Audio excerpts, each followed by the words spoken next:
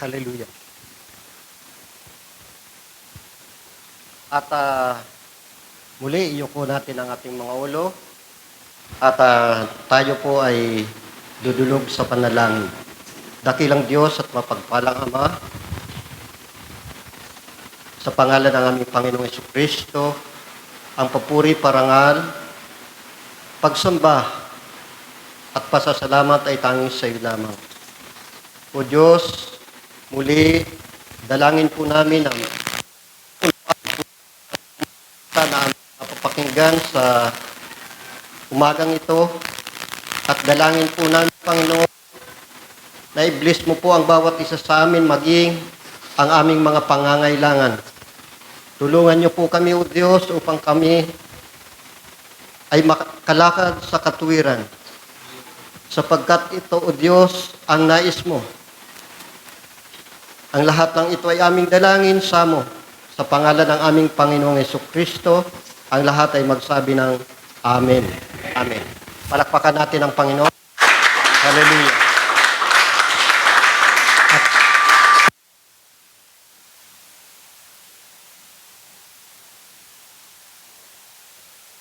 At ating mga inawit.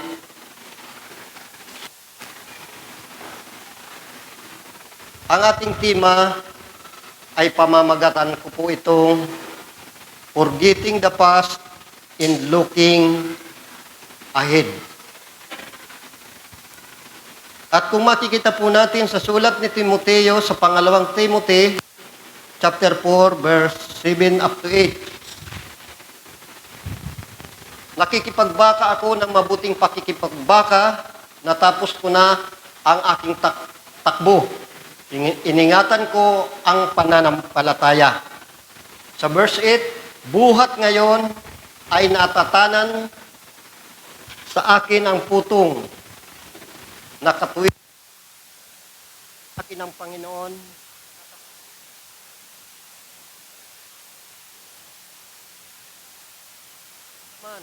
ng mga naghahangad sa kanyang pagpapakita. Ito po ang ipinahayag ni San Pablo, apostol kay Timoteo. Ito naman ay para sa atin ang 1 Timothy chapter 6 verse 12. Tingnan po natin. Sa 1 Timothy chapter 6 verse 12.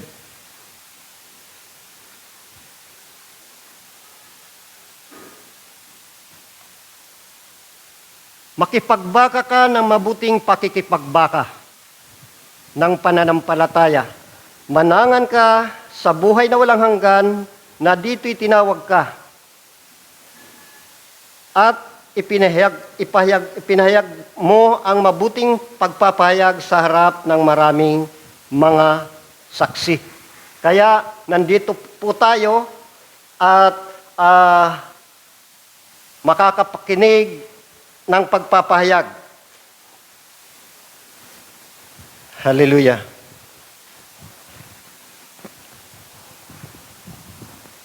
Kung ating naunawaan yung ating binasa ay napakalinaw na sinabi ni San Pablo Apostol kay Timothy, nagtutumulin ako, sa verse 4, nagtutumulin ako sa hangganan, sa gantimpala ng dakilang pagkatawag ng Diyos na kay Kristo Jesus.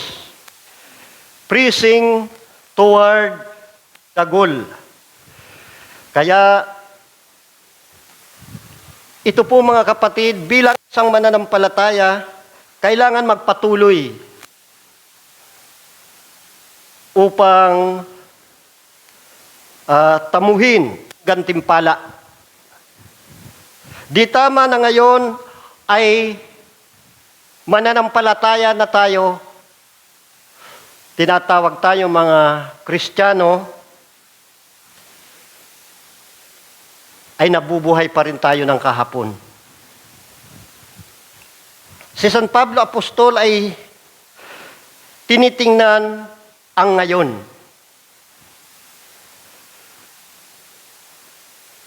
Anong silbi kung Kristiyano na tayo ay hindi naman makita sa atin? Kristiyano na tayo ay namumuhay pa rin tayo sa nakaraan.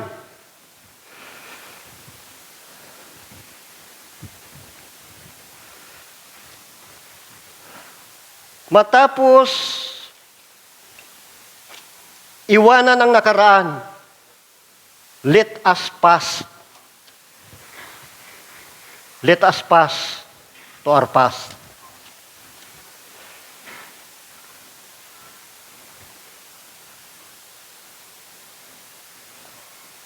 Sinabi ni San Pablo Apostol sa ating binasa, I press toward the mark for the prize. Nagpapatuloy ako patungo sa gantimpala.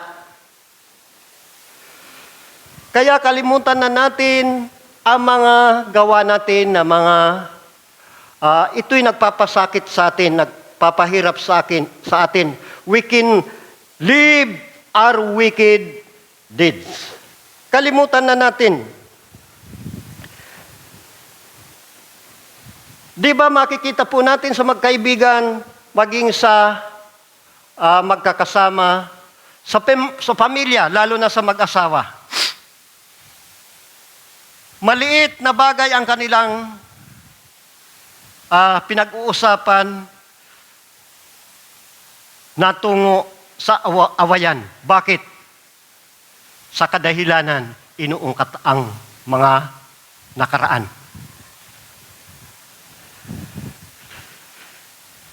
Kaya nag-aaway dahil binabalikan yung mga nakaraan sa buhay. Kaya sinabi ni San Pablo Apostol, forgetting the past in looking ahead. Kalimutan na ang mga nakaraan at harapin ang katotohanan. Bilang isang mananampalataya, kapatid, kailangan makita sa atin.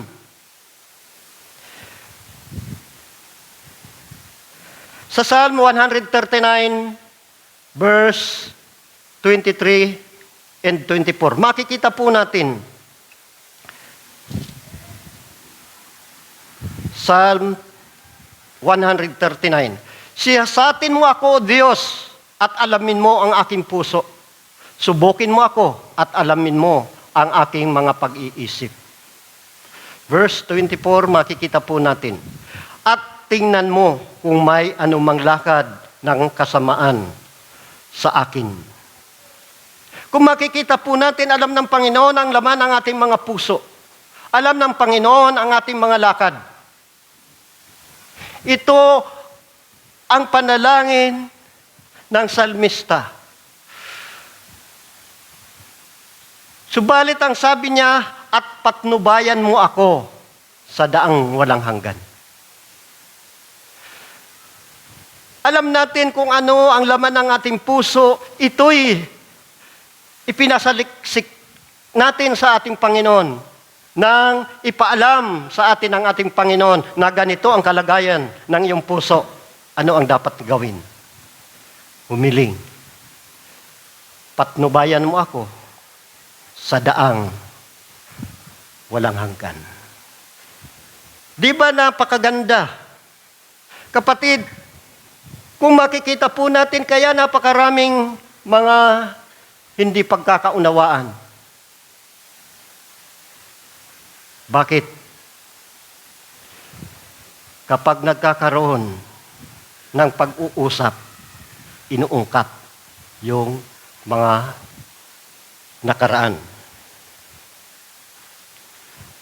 Sabi nga sa Hebreo chapter 12, verse 1 up to 3, kung makikita po natin, hayaan po natin yung mga tao, kung ano man ang sabihin nila. Dahil ang kanilang mga mata, ang kanilang mga pag-iisip ay nasa sa atin. Na sinasabi rito, kaya't yamang kinukubkub tayo ng makapal na bilang ng mga saksi, itabi namang walang liwag ang bawat pasan at ang pagkakasalang pumipigil sa atin at ating takbuhing may pagtitiis, ang takbuhing ilinagay sa harap natin. Ano ang pumipigil sa atin minsan? Mapagsabihan lamang tayo.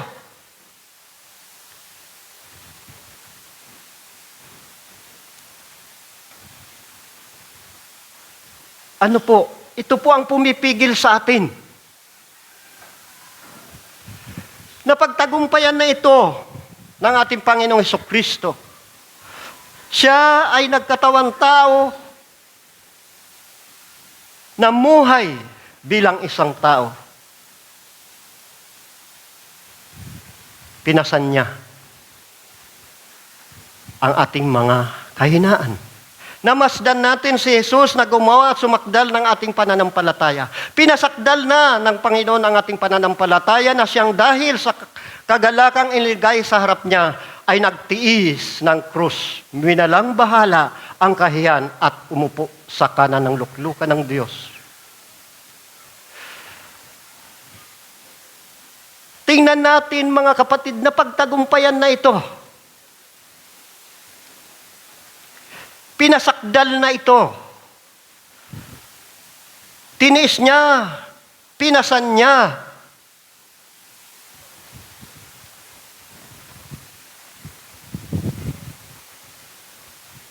Inilagay sa harapan niya ang niya ay nagtiis ng krus ni walang bahala ang kahiyan. Anuman bagay na ating marinig, kapatid, ang tingnan natin, ang ating Panginoong Hesukristo na sumakdal ng ating pananampalataya. Verse 3, makikita po natin, sapagkat dili-diliin nyo yaong nagtiis ng gayong pagsalangsa ng makasalanan laban sa kanyang sarili upang kayo'y huwag magsihina na manlupaypay sa inyong mga kaluluwa. Ang nakapagpapahina sa atin, mga kapatid, tayo mismo, ang ating sarili.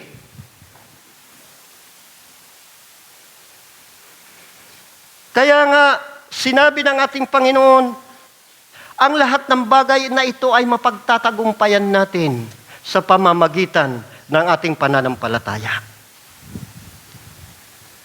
Kapatid, nandito na tayo, nandito ka na, bit-bit mo pa rin. Hindi maganda na dala-dala pa rin natin ang masamang gawa.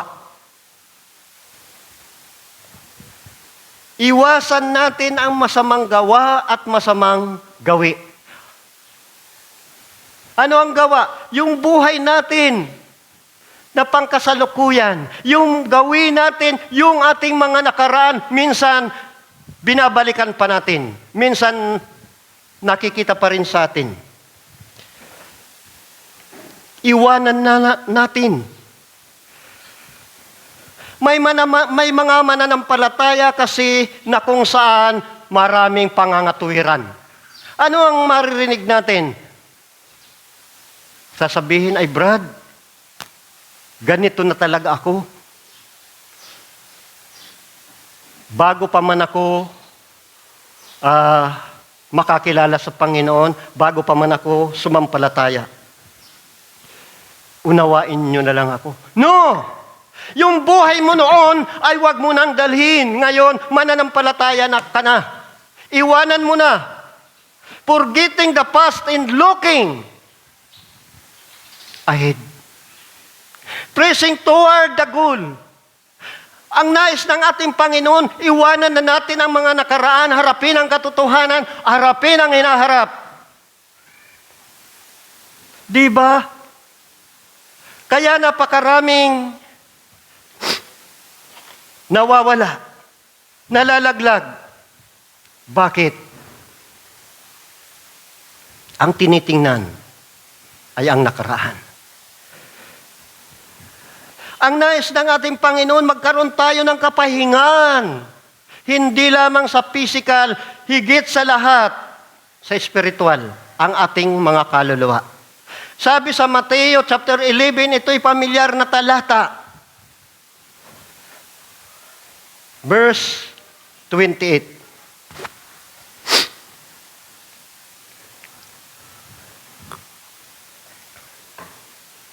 Magsiparito sa akin kayong lahat na nangapapagal at nabibigatan luba at kayo'y aking pagpapahingain.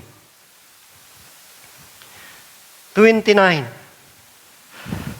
Pasanin ninyo ang aking pamatok at mag-aral kayo sa akin sapagkat ako'y maamo at mapagpakumbabang puso at masusumpungan ninyo ang kapahingaan ng inyong mga kaluluwa.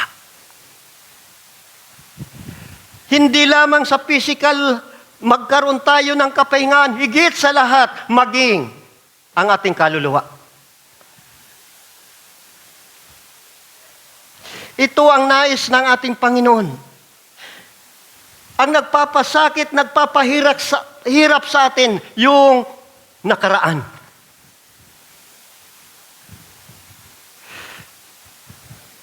Iwanan na natin ang dating pagkatao, ibihis na natin ang ating bagong pagkatao. 2 Corinthians chapter 5 verse 17.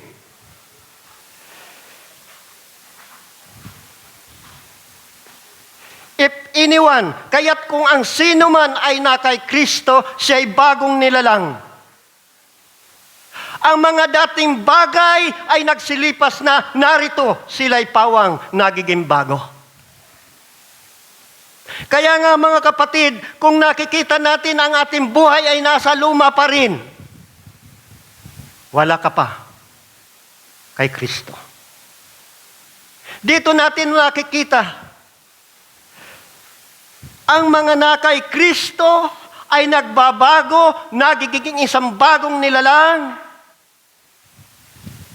Ang mga dating bagay ay nagsisilipas. At narito, sila'y pawang mga bago.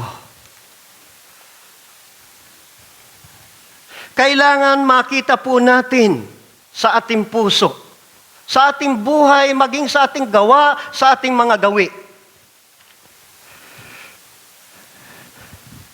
Paano tayo makakapamuhay ng panibagong buhay? Makikita po natin ito. 2 Chronica, chapter 14, verse 7.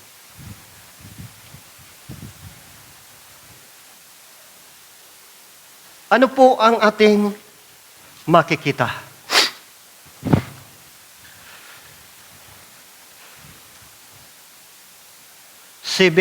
Chapter 7, chapter 14, verse 7.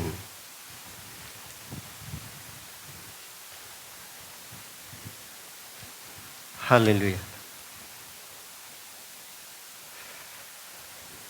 Oh.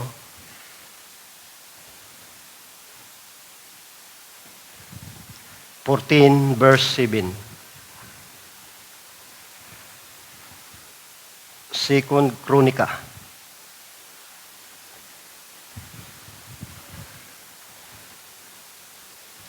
Ang sabi niya, ngunit sa sandaling ang bayan na ito na aking pinili ay magpakumbaba at manalangin. At hanapin ako at talikdan ang kanilang mga kasalanan.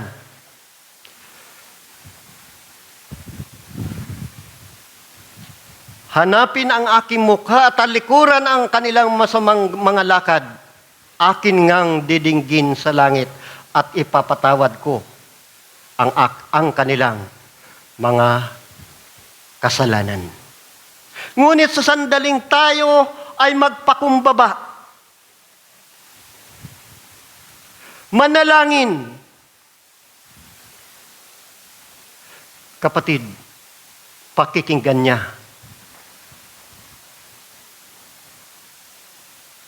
ang ating mga panalangin.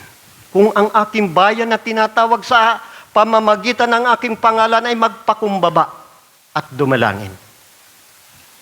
Kailangan ang pagpapakumbaba, hanapin ang aking mukha at talikuran ang kanilang masamang mga lakad. Akin ngang didinggin sa langit at ipapatawad ko ang kanilang kasalanan. Pagagalingin ko ang kanilang lupain. Kailangan ang pagpapakumbaba. Kung gusto mong pagpalain, humble thyself. Kung gusto mong patawarin, kapatid, lumapit sa Diyos. Si San Pablo Apostol, mga kapatid, bago siya tawagin ng ating Panginoon, ano ang sabi niya? Kaya ko naman nagagawa ito dahil sa hindi ko pagkakilala sa ating Panginoon. 1 Timothy chapter 1 verse 12 up to 16. Makikita po natin kung papaano, kung naging ano siya. Ano ang sabi niya? Nagpapasalamat ako sa Kanya na nagpapalakas sa akin kay Kristo Jesus na Panginoon natin. Sapagkat ako'y inari niyang tapat na ako'y ilalagay sa paglilingkod sa Kanya. Ilagay natin ang ating mga sarili sa ganitong kalalagayan. Verse 13. Bagamat nung una ako'y naging mamumusong at mang-uusig at mang-alipusta, gayon may kinahabagan ako sapagkat ako'y ginagawa ko sa di pagkakaalam sa kawalan ng pananampalataya. Yung mga gawa natin noon, kapatid, nagagawa natin yon dahil sa wala na tayong pagkakilala sa ating Panginoon at dahil sa kawalan ng pananampalataya. Verse 14.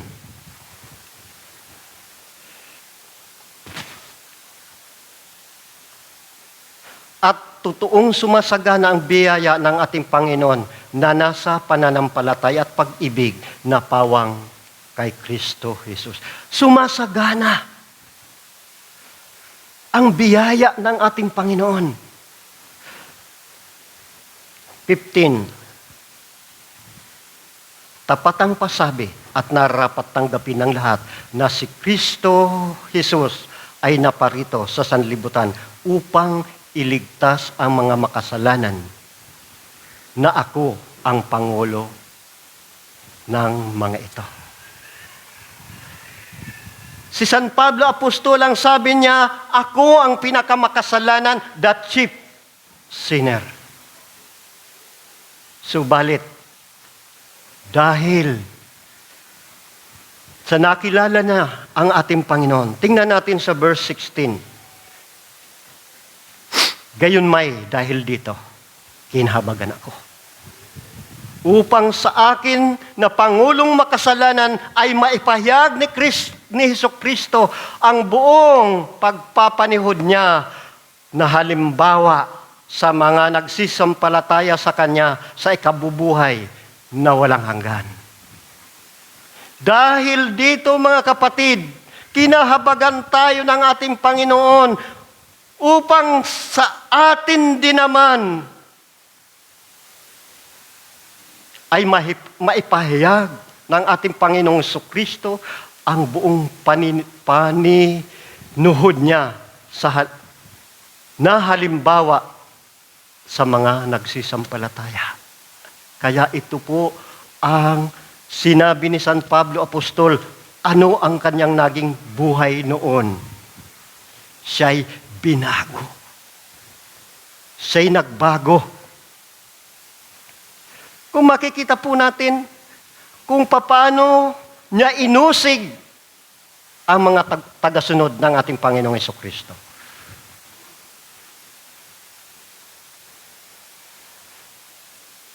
Kapag inabutan ang mga mananampalataya pinahihirapan, mayroon pang ipinapapatay.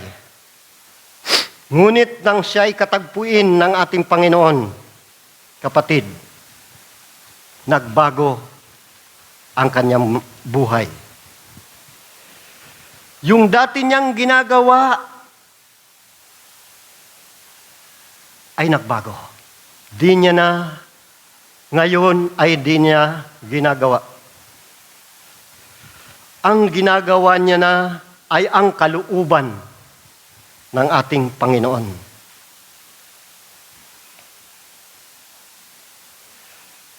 Yung mga dating gawa niyang hindi mabuti ay tinalikuran niya na. Ano ang mga bagay na gawang masama? Simple lang. Ang mga gawang masama, yun ay ang di mabuti. Mabuti ba ang sumamba? Masama. Mabuti ang di sumamba. Masama. Ang hindi magpatawad, mabuti ba? Masama. Ang lahat ng bagay na di mabuting gawa ay masama. Mabuti pa ba ang makinig? Mabuti. Ang hindi makinig, masama.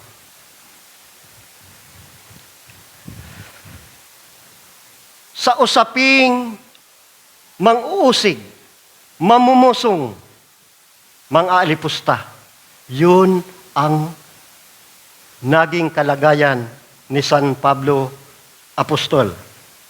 Subalit nang siya'y katagpuin ng ating Panginoon, nagbago ang kanyang buhay. Nang katagpuin tayo nang mapakinggan natin ang salita ng Diyos, nagbago ba tayo? O baka ang nagbago lang sa atin ay ang church na ating dinadaluhan? Kailangan ang magbago sa atin ay ang ating pamumuhay. Sa sino man nakipag-isa sa Panginoon ay nagiging isang bagong nilalang.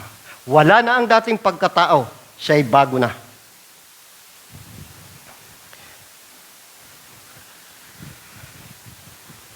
Kalimutan na natin ang mga dating gawa natin. We should leave our wicked deed. Ito po ang una natin. Magpatuloy na tayo. Pressing toward the goal.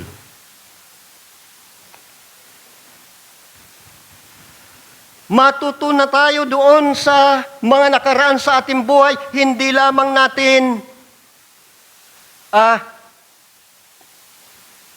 ibig sabihin, wag lamang natin kalilimutan, wag lamang natin hahakbangan. Kailangan matuto tayo.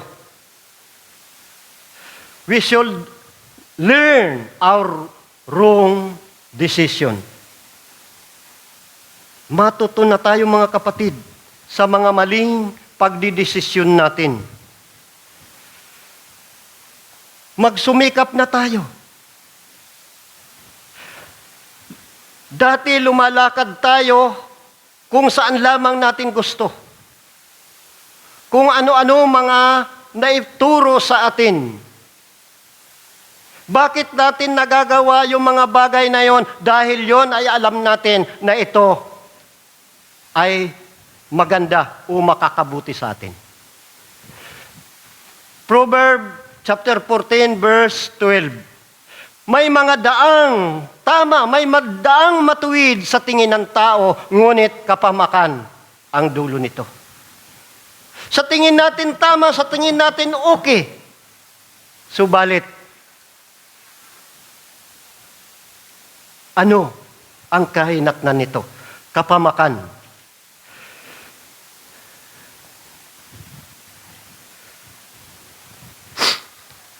Kailangan magkaroon na tayo ng evaluation, examination sa ating mismong sarili. Baka dahil sa kabalan sa ating mga buhay, nakakalimutan na natin ang ating Panginoon. Di ba yun ang sabi niya doon sa unang church sa mga taga-Epeso?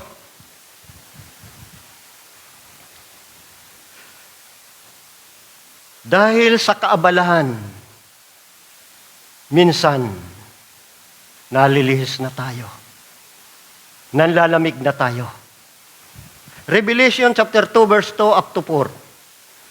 Ano ang sabi ng ating Panginoon? Yung dati natin mga gawa, dati tayong mainit.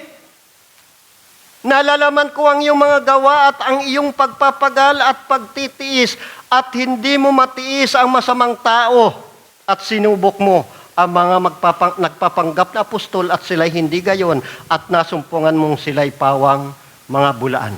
Di ba nung magpatuloy tayo, nakita po natin yung mga bagay na tuturo sa atin, yung kanilang mga ginagawa, nalaman natin yung mga katuroang ito ay pawang mga bulaan. Verse 3. At may pagtitiis ka at nagbata ka dahil sa aking pangalan at hindi ka napagod. Ang init-init natin noon, ang init-init natin. Ngayon, ano ang nangyari? Verse 4. Ngunit mayroon akong laban sa iyo na iyong iniwan ang iyong unang pag-ibig. Kaya kapatid, kapag makikita po natin, bakit kaya ako nanghihina, bakit kaya ako nanlalamig? Go back to your first love. Kung saan mo kauna-unahang nakatagpo. Kung saan mo naranasan ang presensya ng ating Panginoon. Minsan, nanghihina na tayo. Ano ang dahilan nito? Kapatid, baka mayroon tayong nagawa. Kaya ang sabi ng ating Panginoon,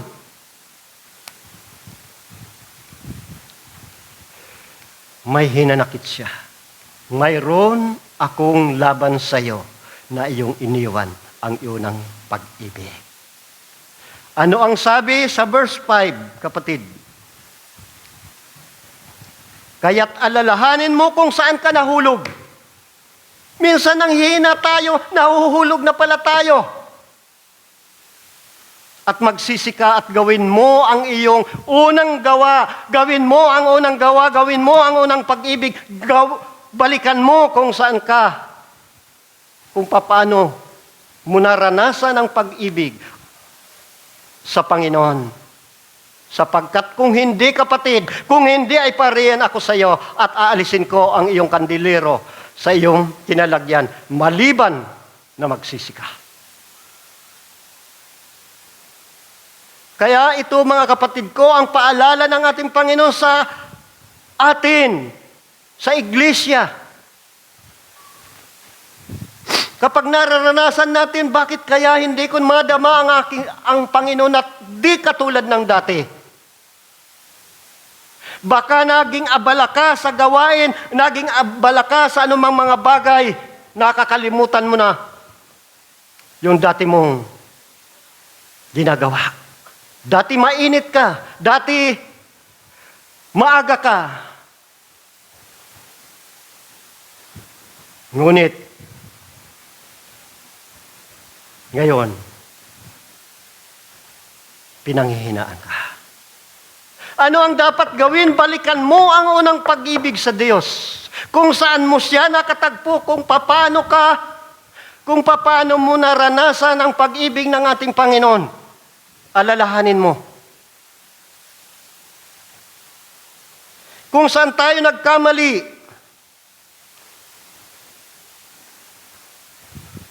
kung saan tayo nagkulang. Kapatid, kung may panlalamig tayo, huwag sa Diyos. Saan ka palalapit? Draw nigh to God and God draw nigh to you. Lumapit ka sa Diyos at ang Diyos ang siyang lalapit sa iyo. Sa bawat lakad mo, siya ay sangguniin. Hallelujah. Proverbs chapter 3, verse 5 up to 6. Tumiwala ka sa Panginoon ng buong puso mo at huwag kang mananalig sa iyong sariling kaunawaan. Kilalin mo siya sa lahat ng iyong mga lakad at kanyang ituturo ang iyong mga landas. Kung makikita po natin, kailangan mayroon tayong pagkakatiwala sa ating Panginoon kahit anong mga babasahin, mga kapatid, wala nang hihigit sa paliwanag sa banal na kasulatan. Sa verse 5, makikita po natin, dito ng lahat ibinigay na ng ating Panginoon. Sabi sa verse 5, makikita po natin, tumiwala ka sa Panginoon ng buong puso mo. Kapag ikaw ay may tiwala sa ating Panginoon ng buong puso mo, ano ang susunod? May tiwala ka. Ano ang sabi? Huwag kang mananalig sa iyong sariling kaunawaan. Kapag ikaw ay may tiwala, hindi ka mananalig sa iyong sarili. Di ba napakaliwanag na sinasabi rito sa verse 6? Tumiwala. Kilalin mo siya. Kailangan kilalin mo siya, isuko mo sa Kanya ang lahat ng iyong lakad. At Kanyang ituturo ang iyong mga landas. Di ba naroon ang paliwanag? Kapag ikaw ay nagtitiwala sa ating Panginoon, kumikilala sa Kanya, lahat ng iyong akbang ay ituturo sa iyo.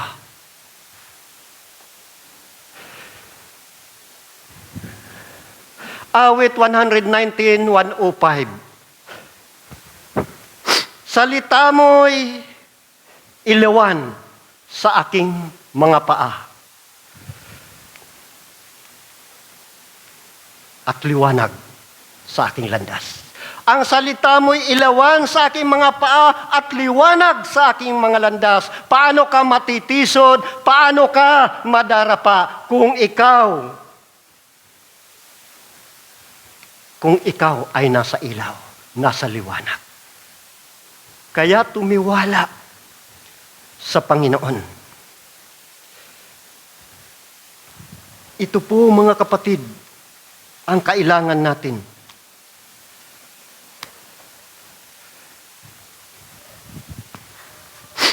Kaya nga, sa aking sarili, kapag ako po ay dumaranas ng kahirapan, pagsubok,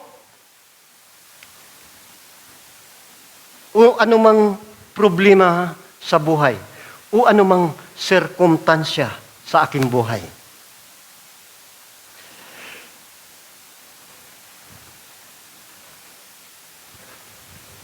ang ini-examine ko po ay ang aking sarili.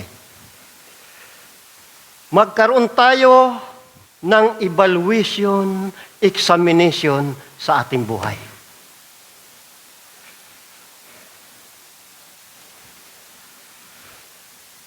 Ang iba ay makata. Ang sabi ng ilan,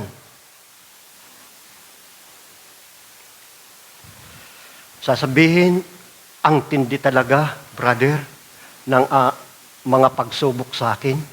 Biro mo naman, nawalan ako ng trabaho, natanggal sa trabaho, wala kaming maisaing, o kung ano pa. Kung hindi lang ako nakakapit sa Diyos, ay siguro wala na. Ano na kayang nangyari sa amin? Kapatid, minsan, tinitingnan natin na ito'y pagsubok.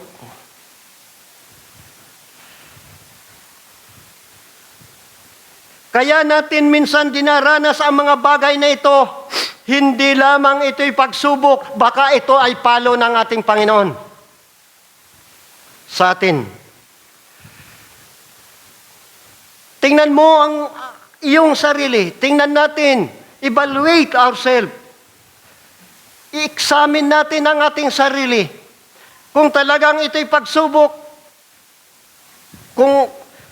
kung nakita mo, kaya ikaw ay nagkaganyan, ikaw naman ay totoong lumalapit sa ating Panginoon, ang sasabihin ay malakas pa nga akong umawit.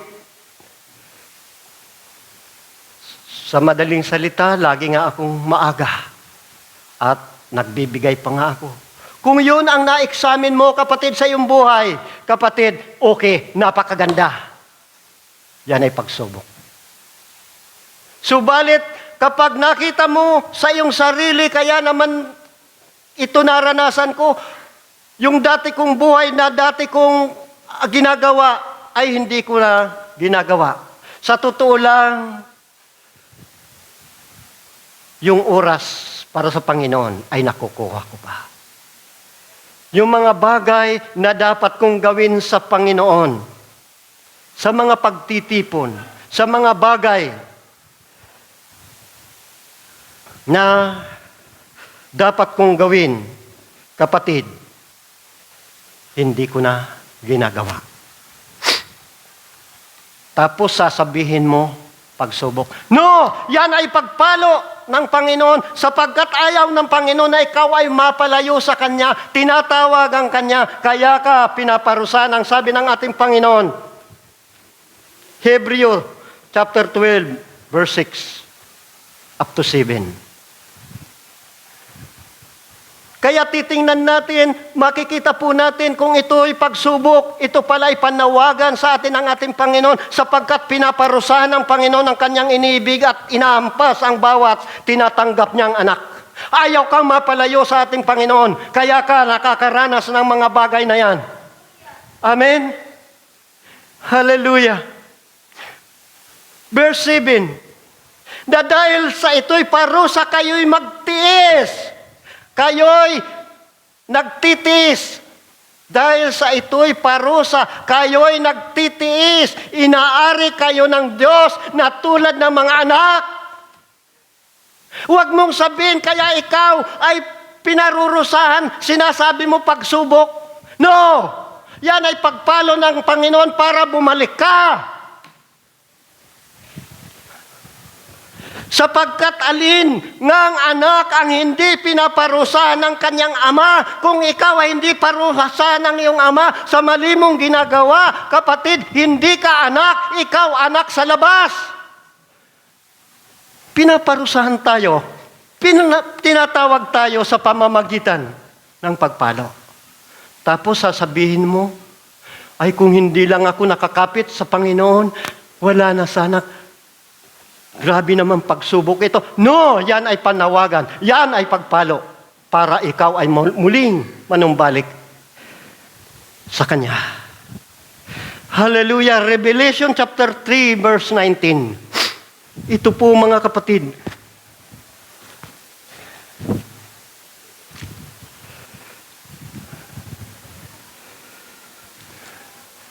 Okay. Ang lahat kong iniibig ay aking sinasaway at pinaparusahan, ikaw nga ay magsikap at magsisi. Balikan mo ang nakaraan sa iyong buhay. Go back to your first love. Baka nalilibang na tayo. Pinaparusahan. Ito ang pagsubok, mga kapatid. Makikita po natin sa verse 1, James chapter 1 verse 12. Minsan, ang pagsubok ay ginagawa natin na pagpalo. Mapalad ang taong nagtitiis ng tukso sapagkat pagsubok sa kanya, siya ay tatanggap ng putong ng buhay na ipinangako ng Panginoon sa mga nagsisiibig sa Kanya. Matapos mapagtagumpayan ng tukso, ang pagsubok na ito, kapatid, ikaw ay tatanggap ng putong na buhay na walang gan, na ito'y pinangako ng Diyos para sa umiibig sa Kanya. Amen. Kaya minsan nararanasan natin ang mga kahirapan. Nararanasan natin ang mga bagay na ito dahil ayaw ng Diyos na ikaw ay mapalayo sa Kanya. Amen? Hallelujah. Kaya, tingnan natin, bakit kaya ako nanghihina? Bakit ko kaya nararanasan ito? Kapatid, mahal ka ng Diyos. Balikan mo ang nakaraan sa iyong buhay. Hallelujah. Tingnan mo si Job.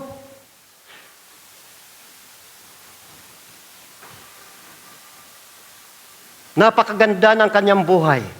Dumating ang panahon na humarap ang mga anghel ng Diyos. At kasama si Satanas. Ang sabi ng ating Panginoon, ng ating Diyos, nakita mo ba ang lingkod kong si Job? Wala siyang katulad. Siya'y matatakutin. Mapagmahal. Mahal na mahal niya ako. Ano ang sabi ni Satanas? Kaya naman kainiibig niyan dahil pinagpala mo, binakuran mo ng maraming pagpapala. Subukan mo na alisin sa kanya ang lahat ng yan. Ano ang sabi ng Diyos? Gawin mo sa kanya ang lahat. Huwag mo lang siyang papatayin. Kapatid, si Job ay dumanas ng katakot-takot na kahirapan, pagsubok. Subalit, kailanman, hindi siya humiwalay sa Diyos. Yun ang pagsubok. Baka nagkausap sila ng Diyos at si Satanas. Tingnan mo, ang taong yan, kaya ka naman laging maaga, laging nandyan, laging dumadalo dahil pinagpapala mo. Subukan mong alisin ang kanyang hanap buhay, ang kanyang trabaho. Kapatid, kung ikaw ay tunay mananampalataya, anumang gawin sa'yo ng kaaway, hindi ka manghihina. Hindi ka dapat manlamig. Bakit? Ang Diyos ay kasama mo. Amen? Kaya nga, kapag dumanas tayo ng paghihirap, huwag natin sabihin na ito'y pagsubok. Baka pala ito'y palo ng ating Panginoon.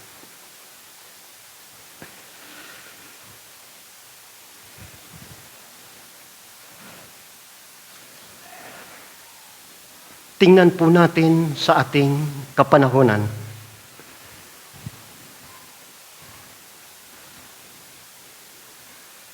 Kaya nararanasan natin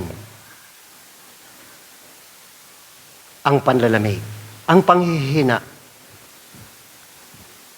dahil mali ang ating mga desisyon.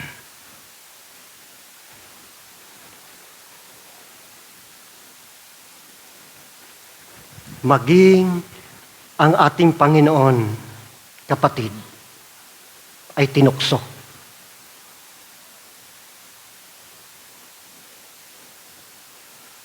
Ng dyablo. Bakit? Ibig sabihin nito, mga kapatid, kung saan tayo mahina, doon tayo aatakihin ng kaaway. Nung ang ating Panginoon ay mag-ayuno 40 araw at 40 gabi, siya ay nasa katawang tao. Siya ay nagutom. Nang lumapit si Satanas, ano ang sabi?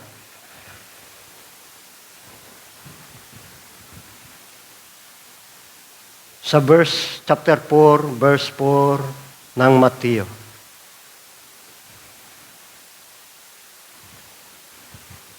O verse 3 muna. Tingnan natin. Sa verse 3.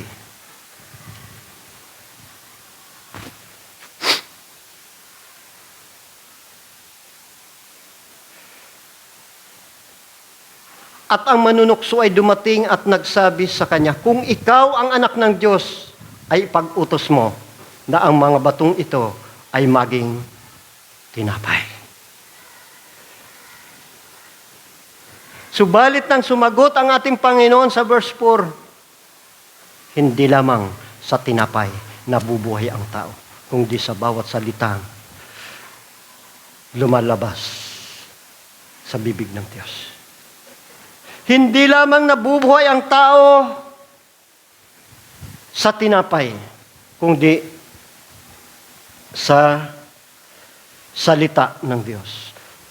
At dinala ng Panginoon ang ni Satanas ang ating Panginoon sa taluktok ng templo.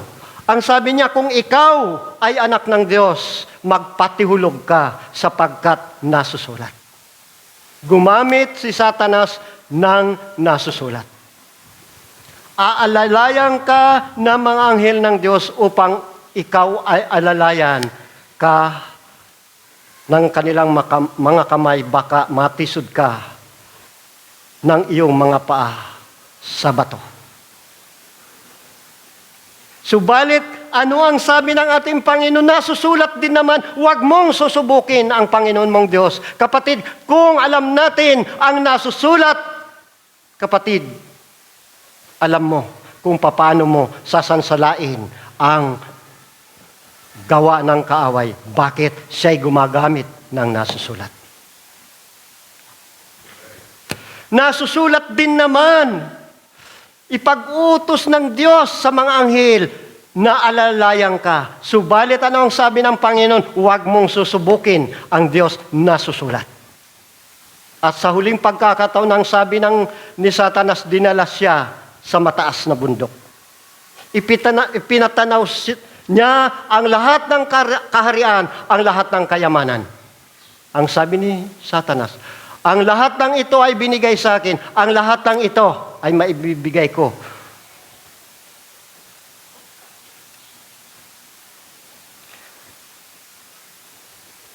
sa iyo kung ikaw ay magpapatira pa at sasambahin mo ako. Subalit ano ang sabi ng ating Panginoon? Nasusulat din naman. Nasusulat. It is written. Ang Diyos lamang ang iyong dapat sambahin at siyang dapat mong luhuran. Kahit anong tukso, kahit anong panunukso ng kaaway, kapatid, kung alam mo ang nakasulat, nasusulat,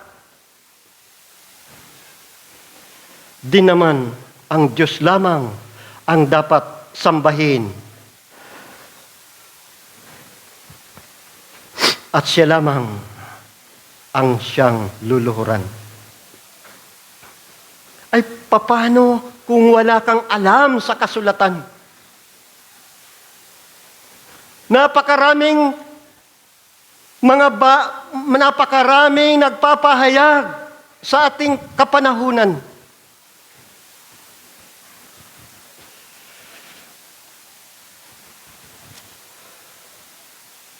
Na sila ay nagpapahayag na narito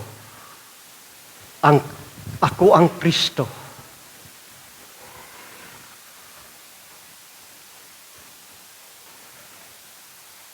Ano ang sabi ng ating Panginoon? Huwag tayong maniniwala. Sa Mateo 24, 23 hanggang 26. Kung makikita po natin,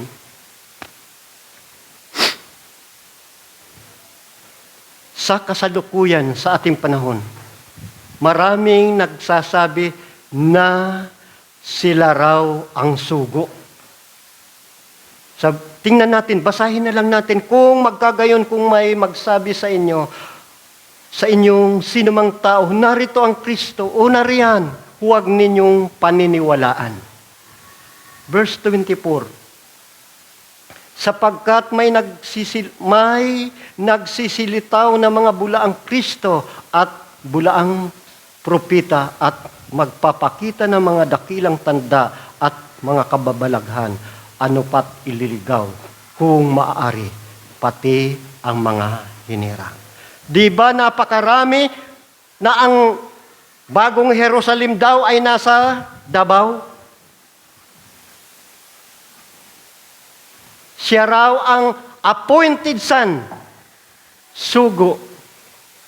Siya raw ang Kristo na nagkatawang tao.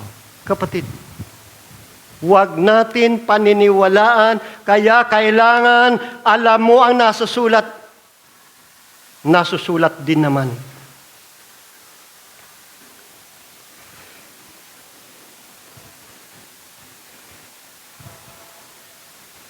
Nung makilala ni San Pablo Apostol, nung katagpuin si San Pablo Apostol ng ating Panginoon, ano ang sabi?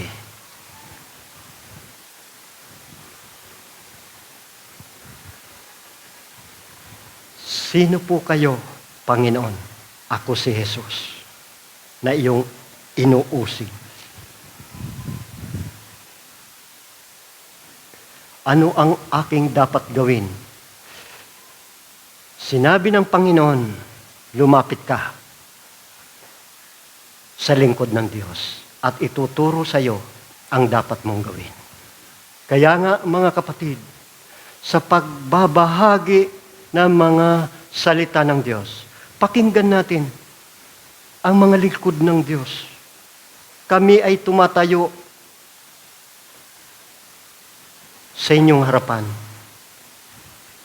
upang ipahayag ang mabuting balita ng kaligtasan sapagkat napakaraming mga nagpapahayag na sila ay ang totoo. No, kailangan alamin natin in John chapter 5, huling talata, verse 39.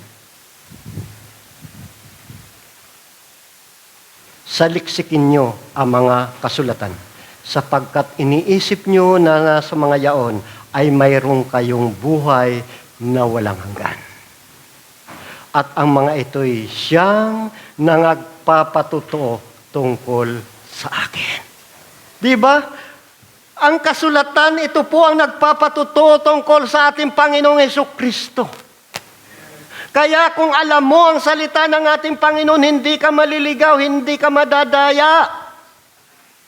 Kaya saliksikin mo ang kasulatan, sapagkat dito ay may buhay na walang hanggan. At ang mga ito ang siyang nagpapatuto sa ating Panginoong Jesucristo na nag-alay ng buhay dahil sa ating mga kasalanan.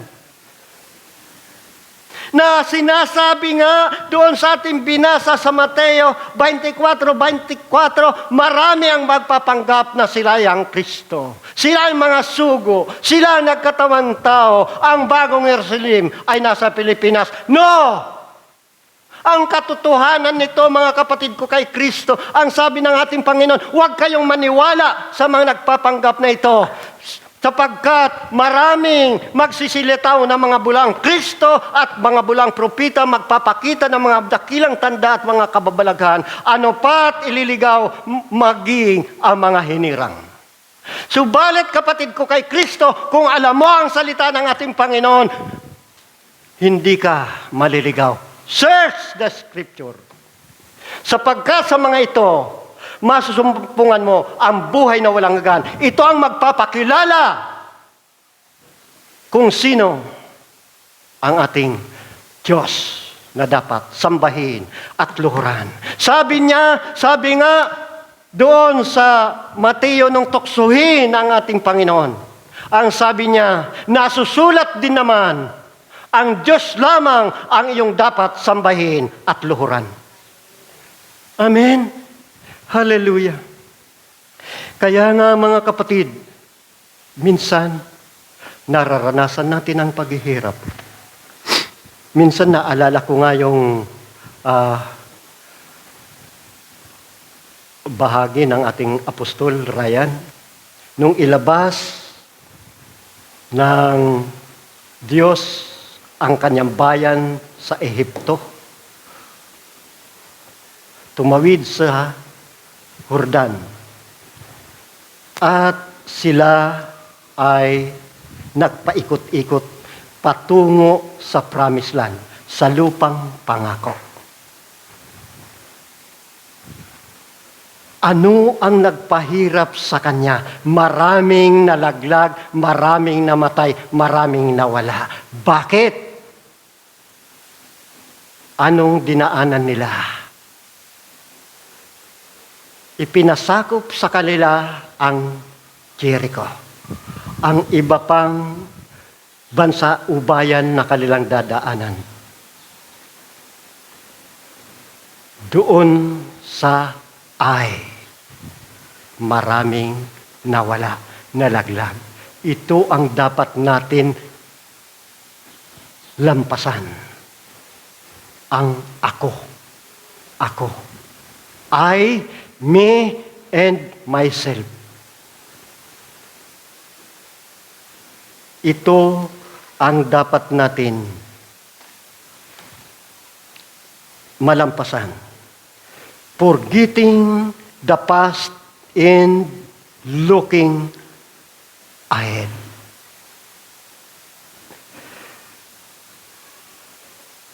Pressing toward the prize. Pressing toward the goal. Magpatuloy na tayo, lumakad na tayo, huwag natin sasabihin, ay ganito na ako. No! Ang buhay mong yan ay dati. Ngayon na nandito ka na, ang harapin mo ay ang bagong buhay. Pressing toward the goal na nais ng Diyos na iparating sa atin. Lampasan na natin ang high. Bilang isang mananampalataya, kapatid, huwag na tayong mananahan sa ating sarili. Ano ang sabi ng ating Panginoon? Hallelujah! Ang sabi niya, siya ay sangguniin sa lahat ng iyong mga lakad at kanya kang itutumpak sa iyong mga landas. Di ba? Kung tumiwala tayo sa ating Panginoon, minsan may ginagawa tayo na hindi natin kinukonsulta o isinasangguni sa ating Panginoon. Kaya nararanasan natin ang mga bagay na yan dahil ginagawa natin na hindi natin kinukonsult sa ating Panginoon. Bawat lakad natin, kailangan, Lord, tama kaya ito? Okay kaya ito? Kaya, sa bahaging ito, mga kapatid, nawa ang mga salita na inyong napakinggan, nawa ito ay nakapagbigay sa inyo ng pagkaunawa. Tulungan tayo ng ating Panginoon. Hallelujah. At tinatawagan ko ang ating kapatid at palakpakan natin ang ating Panginoon. Hallelujah. Hallelujah.